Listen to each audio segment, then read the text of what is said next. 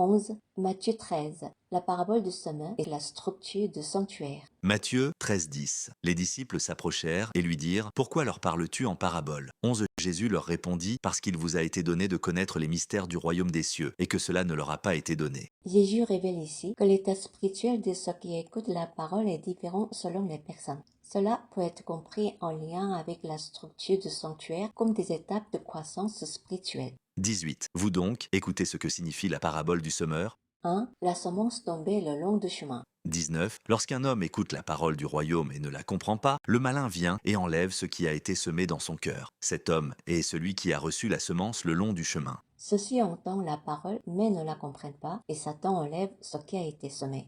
Spirituellement, ils sont dans un état où la relation avec Dieu n'a pas encore commencé, comparable à un état hors du sanctuaire.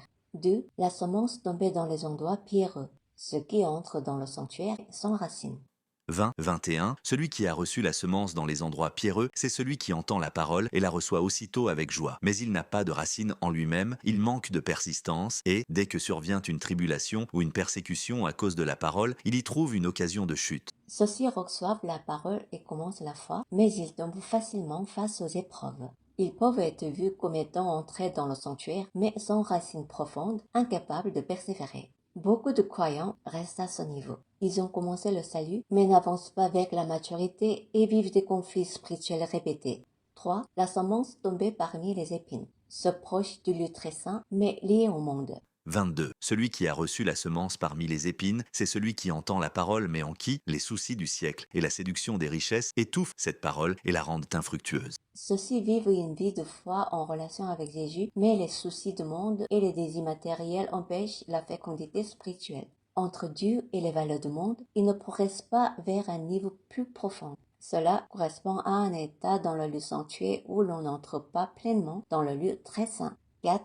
La bonne terre. Ceux qui portent du fruit entrent dans la profondeur du lieu très saint. 23. Celui qui a reçu la semence dans la bonne terre, c'est celui qui entend la parole et la comprend. Il porte du fruit et un grain en donne 100, un autre 60, un autre 30. Le cœur est une bonne terre. Il porte beaucoup de fruits car toute racine d'amertume a été ôtée.